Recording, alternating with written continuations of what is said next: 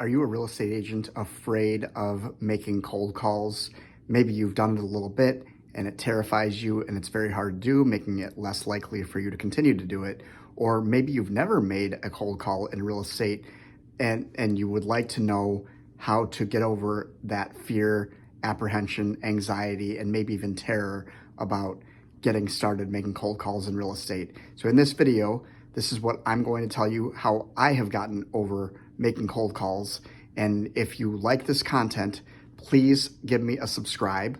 If also you really like it, give it a like, share it, whatever you do, but for sure subscribe so that you can get more, and hit the notification bell so that anytime I post a video, you'll know about it. So first of all, the best way to get over your fear of cold calling is to know exactly what your objective is and how to accomplish that objective. So if you realize that you don't have to convince anybody to buy or sell property on a cold call, and that you're just trying to connect with people in an effort to build relationships, and in the process, discover who is looking for help buying or selling without trying to convince them to do it, then you know your motives are pure. So even if somebody tells you to F off, or somebody hangs up on you, or you get no results, you know that your intentions were pure, and that alone removes fear because you're not feeling slimy, you're not feeling annoying. You were literally just on a mission to find people who are looking for help. And when people reject you, when you're on that mission and people reject you, you know that it actually gets you quicker to the next conversation with the person who's probably going to want your help. The more no's you get, the quicker you get them, the more you get on with the people who actually want your help. So that's number one. Number two is you have to realize that it is a numbers game. So the majority of people that you talk to are not going to want or need your services, and maybe even most of them might even be annoyed by your call, but you have to realize that you only need a very, very, very small percentage of people that you actually talk to want or need your services in order to make a living at this. So that's you really can't lose by making calls here. Now, you also need to have a proper script. And in one of my other videos, maybe even multiple of my other videos, I talk about what script the best one is that I have found. And so when you realize that, okay, you know what to say because you have a script, you also know that your objective is not to convince anybody to do anything they don't want to do, and that your objective is to find people who are actually looking for help without convincing somebody who isn't looking for help to want it, then all you have to do is do the activity. You have to make the dials. When you have a real estate sales script, you know exactly what to say. And when you know exactly what to say, then that removes a lot of the fear. Now the question is going to become, what if they tell me to F off? What if they hang up on me? What if they tell me to take them off the call list? Well, first of all, if they tell you to put them on the do not call list, or to take them off your call list, then you don't call them ever again. Immediately, full stop.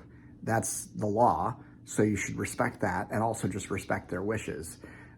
Number two, if you know that you're not trying to convince anybody to do anything they don't want to do, and you're literally just on a mission to find people who want help, the quicker those people say no, the faster you get on to the next person who probably wants help. And if you talk to enough people, you are going to find people who want help. And that's the other thing too. You probably, along with this fear of cold calling, you probably have a fear of, man, how many people do I have to talk to get some sort of results? Well, everybody's results are different.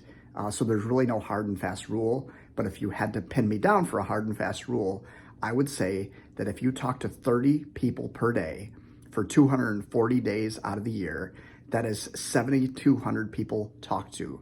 If you talk to 7,200 people talked to and only convert one out of every 250 of those people into a sale, that's 250 people to talk to that actually transact. Then, I mean, that's 14 and a half transactions per year. If you were to do that year after year after year, that's how the math would shake out. So when you know this, when you know that the numbers are going to work out in your favor, the more people you talk to, and you know that you're not trying to convince anybody to do anything they don't want to do. So you're completely ethical, you're completely helpful, you're going to come from contribution, and you also know that when somebody says no, you're not just going to throw them out and throw them back into the water like a fish that you just hooked, right? You're going to say, okay, gotcha. I know you don't have any real estate needs.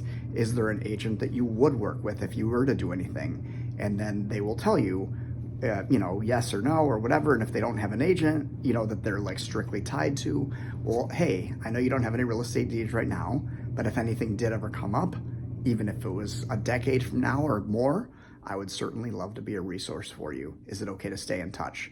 Yes. Okay, perfect. What's a good email for you? So you can't lose on these cold calls if you know what to say. And then also, when you know what to say, the more calls that you make, the more you're going to know how to say it. It's going to become more of a conversation as opposed to a script. And at that point, you're really not going to be afraid because that's it. The other thing is that when you're looking at what you're afraid of making cold calls, what many people that are in real estate don't have to make money. They have a second income source, or they just are not in a position where they are like hurting for money. So sometimes I will tell you that there is a part where it really helps if your fear of not making any money is almost as great or even greater than your fear of making cold calls. Then you're going to make those calls because you're going to realize, well, okay, what are my alternatives? Live with the fear and fear in perpetuity of not having enough money to live, or fear of making these cold calls, knowing that the more I make these calls, the less the more the fear subsides, the less fear I have, the more I know what to say with a sales script, the less, fear I'm going to have. And the more I realize, hey, I don't have to convince anybody to do anything because I'm not looking to convince people to do something. You don't even have to overcome objections. Does that help? I mean, I think that's the biggest thing on a cold call, or when people are thinking about the prospect of making cold calls. You think you have to know how to answer all these people's objections. You do not. If somebody says, hey, I don't want to buy or sell, I don't have a real estate need, I'm happy in my home, there is nothing to object to. There's just nothing to object to. Now, some people will say, hey, we're all set, we don't have any real estate needs, and you don't have to object to that. You just can pivot if they allow you to, if they give you a chance before hanging up, and just say, hey, listen, I know you don't have a real estate need, and then just try to nurture that relationship and say, hey, if you did ever have a need, I would certainly love to be a resource for you. Can I stay in touch? Okay, perfect. What's a good email? But that's really the nuts and the bolts of it. Is the more you do it, the less fear you're going to have. The more that you're familiar with your script, it's going to become a conversation. And when you're just comfortable having a conversation, not thinking about the script, then you're going to be more comfortable on the phone. You're not going to worry about how you're going to handle each of these different objections. And that's the other thing too, is I want to talk about this. Sometimes you might even be afraid to role play with other agents in your office for cold calling. And there's two ways you can go about this. Number one, they're afraid too. And if they're role playing with you, they probably need the help too. So there's nothing to be afraid of, and they're not going to judge you if they're a half-decent human being. The other thing is, if you don't want to practice in your office with other real estate agents, you can consider practicing on real property owners by making the calls, and that is your practice. So if you knew that on the other side of making cold calls for 3 to 4 hours per day was going to get you 250 contacts per, what is it? Well, 7,200 contacts per year. And that for every 250 out of those people, you're going to have a transaction maybe. And that's 14 and a half transactions. Depending on what real estate market you're in across the United States, that's a good living, right? Or at least in your first year in real estate, especially if you're a new real estate agent, that's a really, really good living to start with on your first year. You're probably going to become rookie of the year in your office if you do that. So I hope that helps. If you like this video, please subscribe, like it, share it, whatever. Comment if you have any questions, or if you have any feedback and you think I'm wrong about any of this, please comment that as well. I'm happy to receive opposition. Thank you.